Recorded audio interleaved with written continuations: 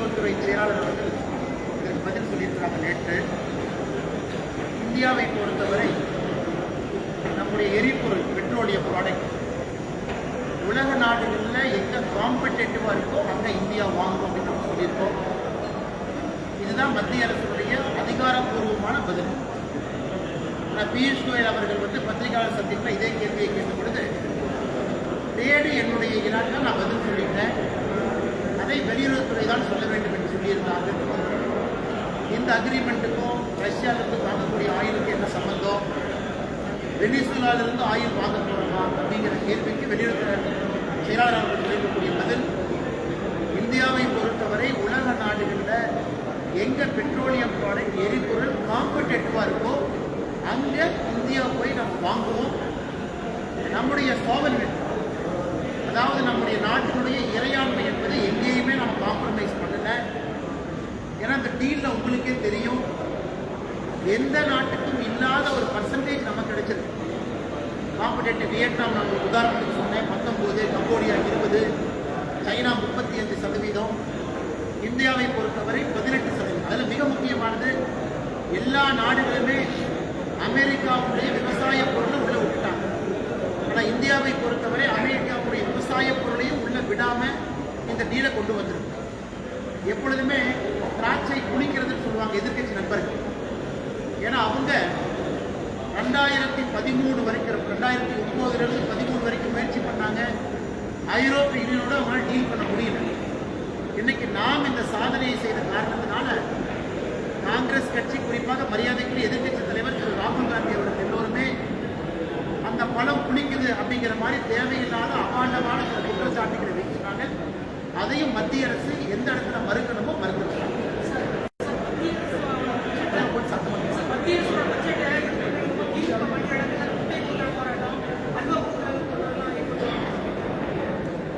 மத்திய அரசை பொறுத்தவரை நம்ம எல்லா இடத்துலையுமே பட்ஜெட்டை பற்றி நம்ம பேசிக்கிட்டு இருக்கோம். பத்திரிகையாளர் சந்திப்பு திருப்பூரில் முரளிதர் மகோல் அவங்க பேசினாங்க.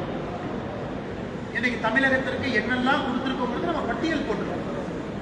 ஒரு ஆண்டை போல இந்த ஆண்டும் கூட தமிழகத்தை பொறுத்தவரை ரயில்வே துறையில் ஹை ஸ்பீட் ட்ரெயின் நம்ம பேசியிருக்கோம். சென்னை பெங்களூர், சென்னை ஹைதராபாத் நம்ம பேசியிருக்கோம். இந்த ஆண்டு மொத்தமாக எல்லா ஹை ஸ்பீட் ரயில் நெட்வொர்க்கு 16 லட்சம் கோடி ரூபாய் ஒதுக்கியிருக்கிறாங்க. அது மட்டும் இல்லாமல் 10,000 கோடி ரூபாய் பார்மசூட்டிகளுக்கு ஒதுக்கியிருக்கோம். 6 பெரிய பார்க் வருது. எத்தனையோ விஷயங்கள் நாம் சொல்லியிருப்பது எல்லாமே தமிழ்நாட்டுக்கு பொருந்தும். நம்ம எத்தனை மாநிலத்தினுடைய பேர் அந்த பட்ஜெட்டில் பயன்படுத்தியிருக்கிறோம். மாநிலம் எல்லாருக்கும் பொதுப்படையான ஒரு பட்ஜெட் அறிவிச்சிருக்கோம். இது தமிழ்நாடு அரசு பட்ஜெட் போடும் பொழுது திருப்பூருக்கு, கோயம்புத்தூருக்கு, சென்னைக்கு, காஞ்சிபுரத்துக்கு போட போகிறாங்களா? தமிழ்நாட்டுக்கு தான் போட போகிறாங்க. அதை நம்ம பயன்படுத்திக்க போகிறோம். அதுக்குன்னு என்னுடைய ஊர் பேர் இல்லைன்னு கோயம்புத்தூர்காரங்க ஸ்ட்ரைக் பண்ண போகிறாங்களா? அதாவது எங்களுக்கு கொடுக்க வேண்டிய நிதி வரல, சொல்லட்டும் பதில் சொல்கிறோம்.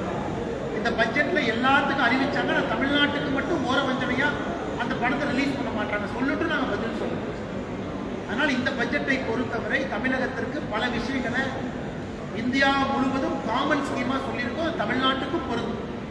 இதை நேற்று பாராளுமன்றத்தில் நிதியமைச்சர் திருமதி நிர்மலா சீதாராமன் அவர்கள் பாயிண்ட் பை பாயிண்ட் ரிப்பட்டல் கொடுத்துட்டாங்க. உங்கள் தொலைக்காட்சியில் கூட அதை நீங்கள் ஒளிபரப்பு பாஜக தேசிய தலைமை உங்களை தேர்தலில் போட்டியிடணும்னா அதற்கான நேரமும் காலமும் நெருங்குங்கன்னா நாம் என்ன பிப்ரவரியில் தான் இருக்கோம். இன்னும் டைம் இருக்குது.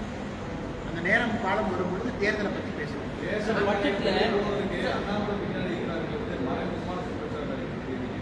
கேசவநாயகம் அவர்களை பொறுத்தவரை பாரதிய ஜனதா கட்சியில் நீண்ட காலமாக சிறப்பாக பணி செய்த நம்முடைய அமைப்பு பொதுச்செயலாளர் அவர்கள்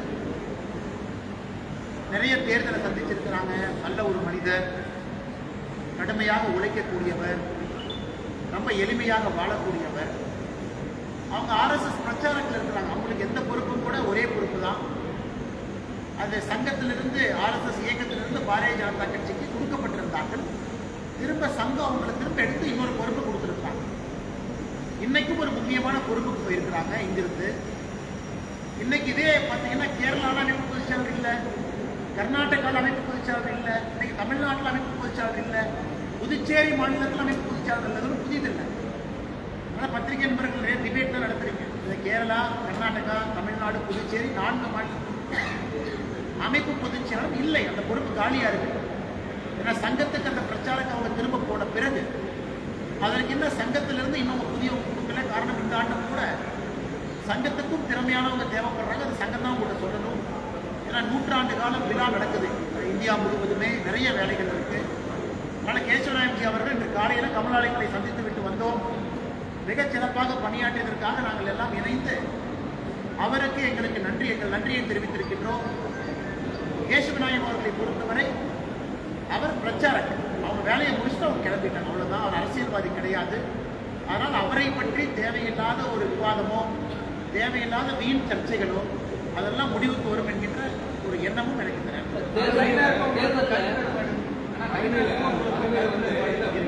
என்ன கருத்து ஒண்ணு அமெரிக்காட்ட போய் ஒப்பந்தமான பண்றோம் இல்ல கருத்து வேற. 10 மருத்துவமனை தமிழ்நாடு எய்ம்ஸ் இல்லைங்க. ஆனா எய்ம்ஸ் உங்களுக்கு மிக தீவிரமா சொல்லிட்டோம்னா எல்லாமே 11 மருத்துவக் கல்லூரி மட்டுமல்ல, இன்னைக்கு இந்தியாவில் அதிகப்படியான அரசு மருத்துவக் கல்லூரி இருக்கக்கூடிய ஒரு மாநிலமும் தமிழகம் தான். அது எல்லாத்துக்கும் தெரியும். ஒரே நேரத்தில் எந்த மாநிலத்துக்கும் ஒரே ஷாட்டில் 11 கொடுக்கல, அதுவும் தமிழ்நாடு தான். எய்ம்ஸை பொறுத்த வரைக்கும் பணிகள் நடக்கிறது நீங்கள் எல்லாம் பார்க்குறீங்க, நடந்துகிட்டு இருக்கு. முழு பயன்பாட்டிற்கு விரைவில் வர இருக்கு, அதுவும் உங்களுக்கு பார்த்துக்கிட்டு இருக்கீங்க. ஆனால் முதலமைச்சர் மு.க. ஸ்டாலின் அவர்கள் நம்முடைய மாநிலத்திற்கு இத்தனாயிரம் கோடி செலவு செய்து எய்ம்ஸ் கொடுக்குறாங்க, அதை போய் பார்க்கலாம் அப்படின்னு போய் பார்த்தாராம். இதனை மதுரை மு.க. ஸ்டாலின் அவர் கீழ் இல்லையா? மதுரை தனி சோனா? தமிழ்நாட்டில் முதலமைச்சர் கீழே மதுரை வராதா? எத்தனை முறை மதுரைக்கு போறார்? ஒரு முறையாவது முதலமைச்சர் அவர்கள் எய்ம்ஸ் கட்டடம் எங்க வேலை நடக்குதோ போய் எட்டி பார்த்து அந்த இன்ஜினியரை கூப்பிட்டு அரசு அதிகாரிகளை கூட்டிட்டு போய் என்ன நடக்குதுன்னு பார்க்கலாமே. ஒருவேளை தாமதமா இருந்தால் அங்கிருந்தே போன் பண்ணி அமைச்சர்கிட்ட பேசலாமே. இத்தனை முறை 5 ஆண்டுகளை எத்தனை முறை தமிழ்நாட்டினுடைய முதலமைச்சர் திரு மு.க. ஸ்டாலின் மதுரை போயிருக்கிறார், அந்த எய்ம்ஸ் பக்கம் போயிருக்கிறார். அதனால முதலமைச்சர் மு.க. ஸ்டாலின் அவர்களை பொறுத்தவரை எய்ம்ஸ் வரக்கூடாது என்பதற்காக 4 ஆண்டு காலமாக வேலை பார்த்தார். எய்ம்ஸ் பகுதிக்குள்ள இருக்கக்கூடிய மரத்தை கட் பண்றதுக்கான லைசன்ஸே கொடுக்கலாம். மரத்தை கட் பண்றதுக்கு 1.5 வருஷம், லேண்டை எடுப்பதற்கு டிலே. ஒன்றொன்றும் கூட மாநில அரசு எவ்வளவு டிலே பண்ண முடியும், எவ்வளவு மோசமாக காலம் தாழ்த்த முடியுமோ அங்க இருக்கக்கூடிய பஞ்சாயத்து ஆரம்பித்து எல்லா தமிழ்நாட்டு அரசுடைய துறைகளை வைத்து அவ்வளவு வேலை செஞ்சு பார்த்தாங்க. அதையெல்லாம் தாண்டி இன்னைக்கு எய்ம்ஸ் நிற்குது. அதனால எங்களுக்கு வேண்டாம், அது வரலின்னு சொல்றது எழுதுக்கணும். ஆனா மாநில அரசுடைய 0% கோஆபரேஷனோடு எந்த ஒத்துழைப்பும் கொடுக்காம இன்னைக்கு பாரதிய ஜனதா கட்சி அரசு, மத்திய அரசு நம்முடைய கையில மாநிலத்தில் பர்ஃபார்மன்ஸ் இல்லை, அரசாங்கம் நம்முடைய கிடையாது, 4.5 ஆண்டுகளாக நாம் இல்லை, அதையும் தாண்டி இந்த அளவு கொண்டு வந்திருக்கோம். அதனால குற்றம் சாட்டக்கூடிய முதலமைச்சர் எய்ம்ஸை பார்வையிட்டு குற்றம் சாட்டா நாங்கள் ஏற்றுக்கிறோம். எய்ம்ஸ் பக்கமே போகாதவர் வெறும்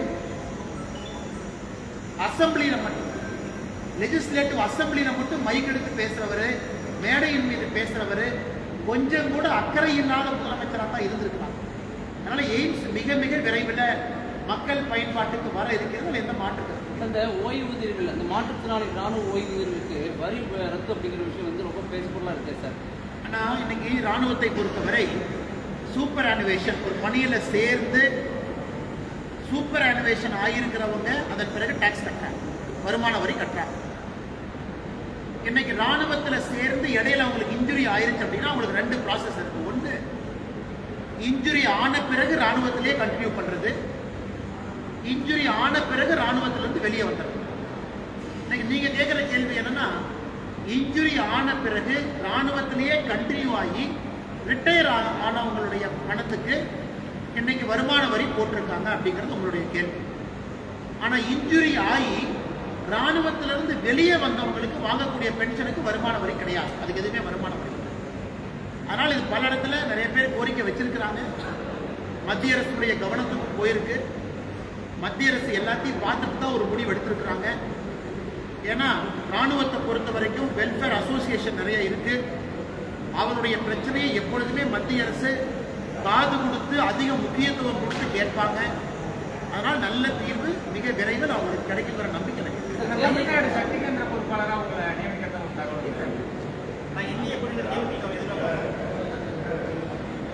ஆனால் என்டிஏவுடைய கூட்டணி விஸ்தாரமாகிக் கொண்டிருக்கிறது, விரிவாகிக் கொண்டிருக்கிறது.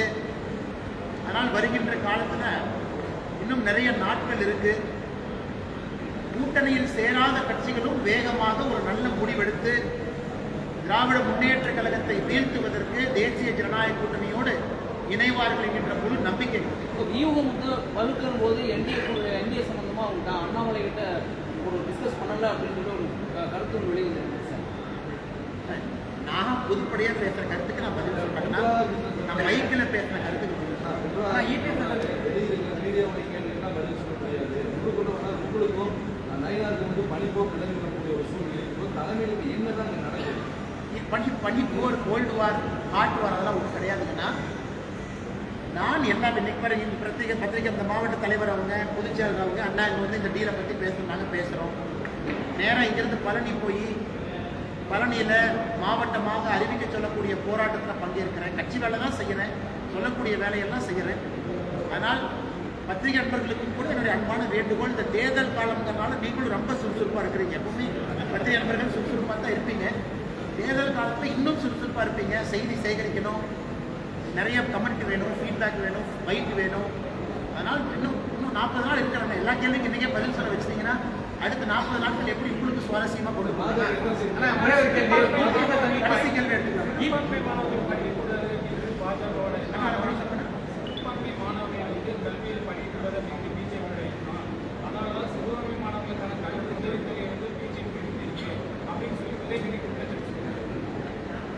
எனக்கு தெரியலீங்க. நான் உதயநிதி ஸ்டாலின் அவர்கள் வாழ்க்கையில நியூஸ் பேப்பர் படிக்கிறாரா, டிவி பார்க்கிறாரா, ஏதாச்சும் கூட இருக்கக்கூடிய செக்ரட்டரிட்ட ஏதாச்சும் கேட்கிறாரா, காது கொடுத்தா டவுட்டா இருக்கு.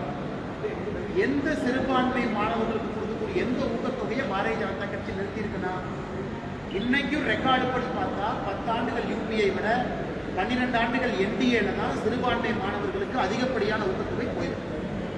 எந்த ஊக்கத்தொகையை நாங்கள் எங்கே நிறுத்திருக்கோம்? எங்கேயுமே நிறுத்தோம். ஹஜ் சப்சிடி அதிகமாயிருக்கு.